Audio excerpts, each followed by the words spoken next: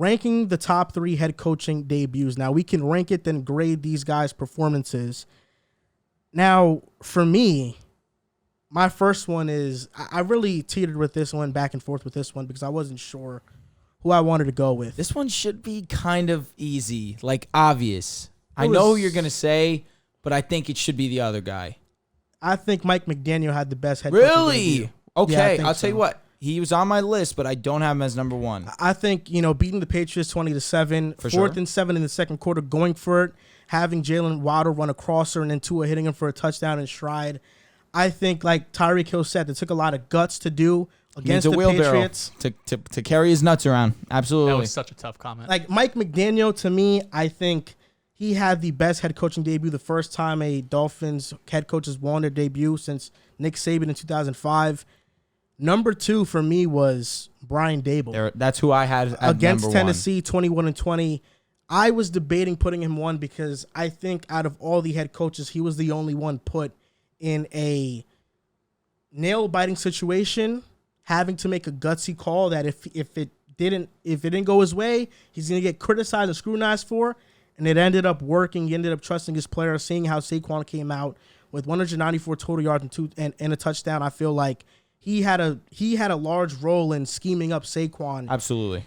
And I just think the Giants, they played good, sound football. And number 3, it's easy. I think it's Kevin O'Connell. Perfect list. Beating Green Bay 23-7. To a degree. Jetta's 184, 2 touchdowns. Those are the 3 for me. And honorable mention, but this is for the worst debut, has been Nathaniel Hackett. Worst debut. This is stray for no reason. I appreciate the stray. It's a funny one. I love the 3 that you have. I have them in different order. I have Brian Dabel at 1.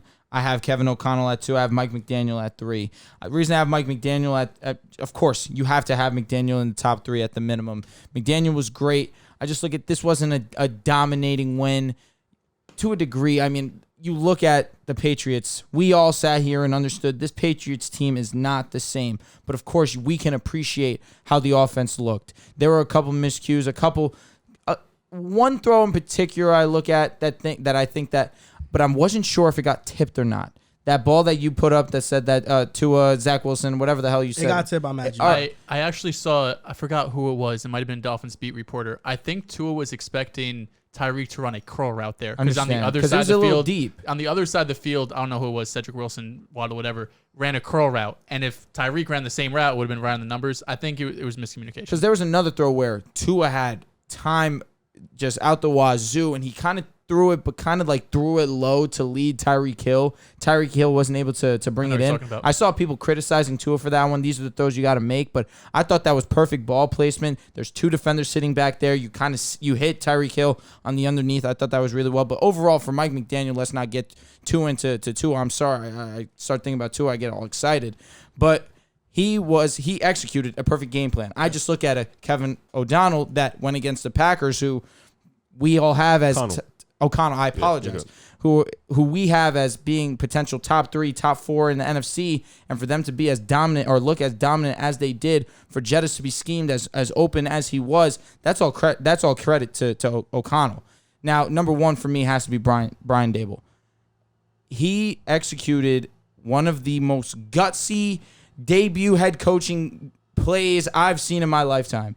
For you to go for it, for the 2-point conversion, to go for the win against the number 1 AFC team last season, it's New York. This isn't a regular place that you go and you make a ballsy decision and you don't hear about it. It's New York. If you hit it, you get on the front page of the New York Post. If you don't hit it, you get on the front page of the New York Post. For them to execute and for them to come out with the W, even though it wasn't pretty, that defense held in the second half. But for them to, they let up Tannehill. Let me give credit to Tannehill. He put up a beautiful ball to put them in field goal range. They got very fortunate that Bullock was able to miss, but you have to give credit to Dabel there, because what he did after Daniel Jones threw that red zone interception, I wanted to make sure I got this in. Daniel Jones was great up until that point, in my opinion. Wasn't anything spectacular. Obviously, he wasn't doing anything that was top 10. No, he just played a very smart game until that throw in the red zone. A regular coach in previous Giants history is just letting Daniel Jones off the hook. Dabel went to him on the sideline, chewed his ass up, and said, get out there and be better. Daniel Jones led a great drive with the help of Saquon Barkley as well. And for them to go out and score a touchdown, hit the 2-point conversion, and win that game, credit to Brian Dabel for being a true leader that the Giants need to set the tone early in 2022. I can't tell you the last time that we saw the Giants win on opening day. I mean, it's 2016, 5 years. I think it's the first time been over 500 in like 5 years. And the fact that every single season for the Giants, it seems as if the season's over early. This could have been one of those seasons again. You want to get off to a hot start and to have the start you had against Tennessee. It's amazing. I put Dolphins 1 because I think what Mike McDaniel was able to do with a limited quarterback speaks volumes. Oh, that's hilarious. He wasn't limited this past weekend. You look good. Because that's true. You watched the film, you couldn't say anything. He looked damn good. Great decision after great decision after great decision. He looked amazing. He was okay. Come on. Fin Nation. Fin, baby. Don't play with us. Come on. What do you mean, chill? No, I thought you were going to do a little Fin shit. Nah. I'm on a low right now. Broncos did lose, so I can't have the same energy that I want. So, next episode.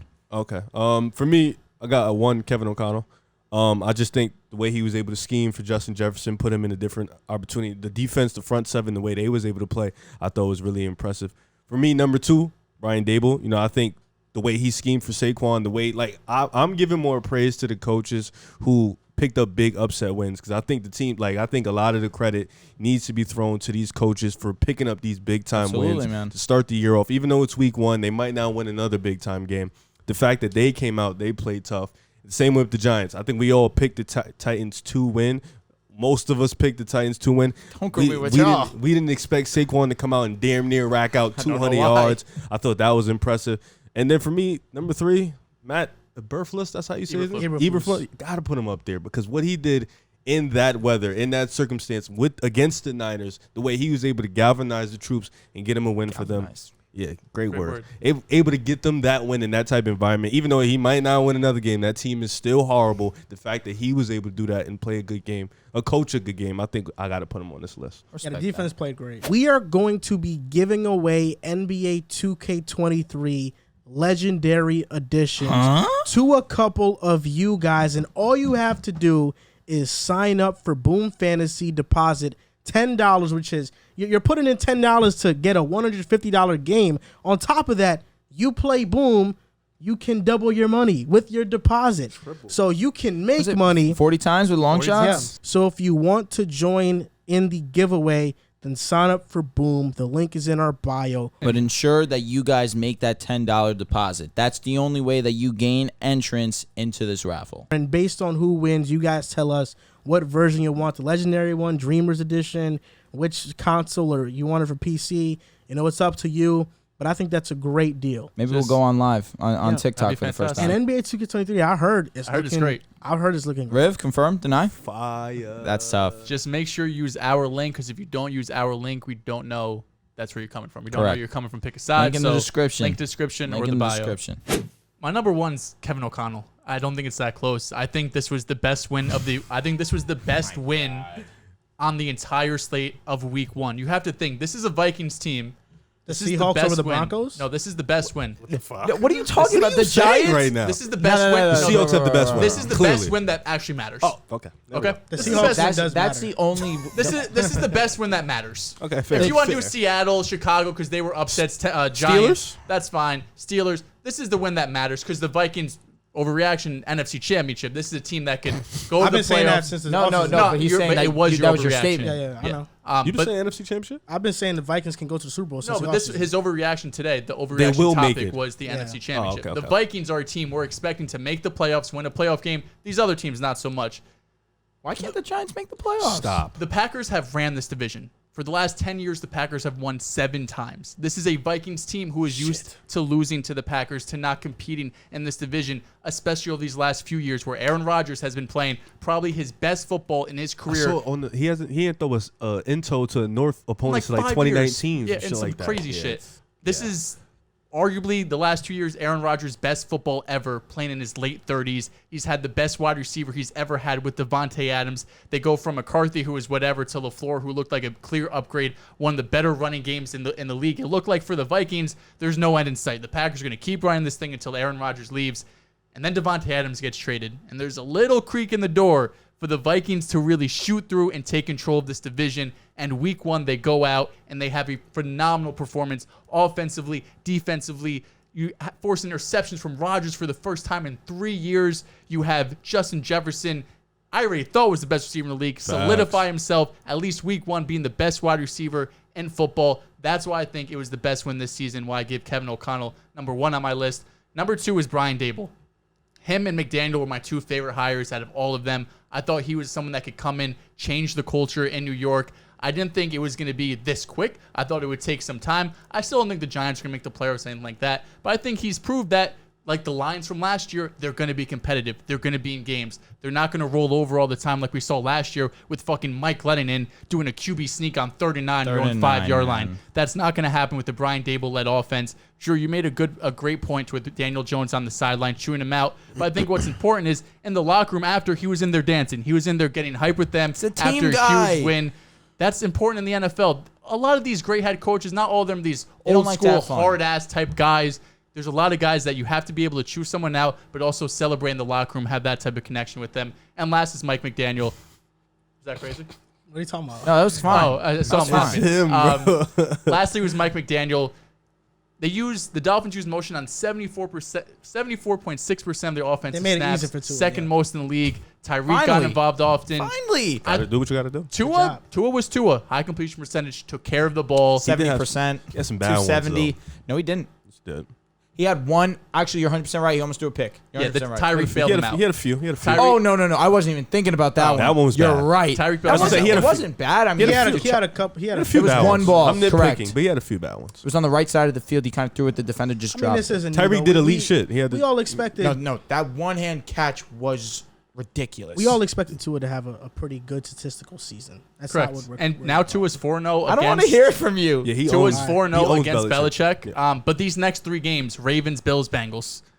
Very early on the season, we're going to see what Miami's about. Here we Tua, go. McDaniel. Here we That's go. a week 3 out. If they go 2-1 over these Bills. next 3 games, Yes. like this is a team that you could look at. Okay, maybe they could sneak into the last wild card team, but we'll see early what they're made of. They're making the playoffs. There's no sneaking. AFC is tough. It is. It's and hard. They are I wouldn't, legit if you team. said the Dolphins make the play, I wouldn't even be mad. Like, you're not wrong. If you said the Broncos, you're not wrong. Raiders, you're not wrong. Like, it's a lot of teams. You're not wrong. Dolphins look dominant. Yeah. Of course, it's against the Patriots also, if I team, could just go sideways real quick, the Giants win showed me a lot about the Jets. The Jets are a team that I feel like gets stomped repeatedly, a team that gets killed almost every single week, and while they were competitive at times with the Ravens, they lost by 2 scores. The Titans versus Giants showed me that even though the roster of the Titans and the coaching is better than the Giants could still win that game. The Jets are going to be in that circumstance a lot this season with a roster that I think is still more talented than the Giants, but likely going to be a lesser coach in Robert Saleh than the guys we're going up against. If the Giants can win a game like that, the Jets have to prove that they can win games like that. Baltimore didn't happen week 1. We got Cleveland week 2 now. This is a winnable game. This is we lose by 2 touchdowns. This has to be at minimum a field goal game in the 4th quarter. We have to be in it. There's no excuse. And I'll tell you what, I appreciate that because I've needed you to take accountability at some point in time, and that's why I had to step back and kind of listen to what you had to say because I feel like I'm always realistic with the Jets. No, but I mean when it comes to the Giants, that's why you gave their due diligence 100%. I was high on Dable. You definitely were, but you've been low on the Giants as a whole. Jones, yeah. And Saquon Barkley. I'm not letting you off higher, the hook. higher on Saquon than Jones, but yes. Which you rightfully say, which I am too. But I'm higher on Saquon than I am on Daniel Jones. I know, but you think Daniel Jones is the guy. I think that he is good enough to be the quarterback for the future. Yes, I do. The guy. Not the guy. You're making the quarterback of the future and the for guy the are New York synonyms. Giants.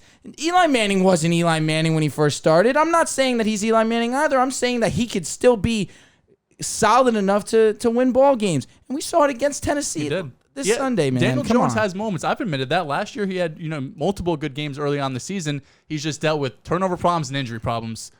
Something that's really hard to avoid in the NFL. If you want Eli Manning won a Super Bowl in his 4th season. No, absolutely. This is Daniel Jones' 4th year. Who knows? Come on. Listen, all right, I wish I would have said this in my overreaction, but I do want to get this in. The Giants can sneak in as a wild card. That's my overreaction. Their schedule is not that hard that they can't win 8-9 games. Sorry, that was just dumb. It's all right, man. And I want to say this really quick. That win against the Lions was ugly. All right, just because I know that you were saying that was a stupid statement, I wanted to be clear. That win against the Lions was fugly. What makes you say that? No, the defense, I know why he's saying the defense wasn't good. Poop. It wasn't good. It wasn't good. But it is week 1. But now let me enlighten as well. I talked a lot of. I wasn't locked in on Jalen Hurts like the rest of you guys, and he definitely proved me something. But your defense was supposed to be the locked and sealed part of the team. That's facts. And the Lions, who I was higher on, really came in and lit y'all up. They were dominant when Jordan Davis was in the game. But, I mean, that's on the coaching staff. Or that's on. We have a sizable lead. We don't want to put our 6'7", 6'8" guy out there. It ended up being a 3-point game. Week 1. They were up 17 going into the fourth. It was 38-21. You know, it took us a while to get it going. It's giving me last year's vibe where San Fran and the Lions were in a similar game, and the Lions ended up coming back too. Oh, yeah, it's first week vibe. We're going to stomp the Giants. I just want the you Giants to have. I mean, you lost to them last season. No, new team, new vibe, new energy. Giants are a new team, new vibe too. Apparently, they have Daniel Jones. The Giants are not. Yeah, that's. I mean, it's okay. It's a good overreaction. I mean, it's an overreaction. It's a good overreaction. And I want you to put that in the TikTok clip, please. That. I really appreciate it. What minute mark is that? 150. Just write that down. You guys aren't making the playoffs. Who's you? Am I? No, you know what?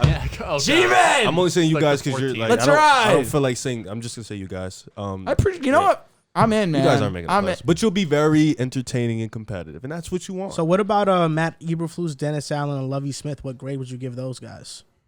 Eberflus 1. You got to give him credit, especially in that environment. Give him a B. Give him a B+. You know, he won the game against a team that he shouldn't have won. Dennis Allen, I think, is a B. Yeah, I think it's a C. C+. That's kind of low. Only reason I say it's low is because they were losing. They were still able to come back, even though they should have never been in that position in the first place. The defense, which is supposed to be taken care of and has taken care of over these last couple of years, was underwhelming. But, you know, you probably looked at the Falcons. You overlooked them. So I think C's would be a little bit rude given the fact they did come back. It would be I'd an go A or B- B if they blew them out. Yeah, I'm with you. That's why I'm going B-. I feel like that's pretty fair. I feel like C, we get into disrespect. I'm B- as well. You got the W, so I don't think it could be like a C. But they were down double digits. Lovie Smith, I think, was more like a B-. B. Okay. They tied with one of the best teams in the AFC. I'll take that. I would give him. I would have given him an A if he wasn't, or if he was a little bit more aggressive. I was going to say, what'd you guys think of him punting? I know if you don't get it, game's probably over. But you're also playing for a tie at that point. Yeah, I don't know. I feel like I'd rather my head coach want to be aggressive. Like I kept that same energy with Nathaniel Hackett. I wanted him to be aggressive. He wasn't. I would have liked the same for Lovie as well.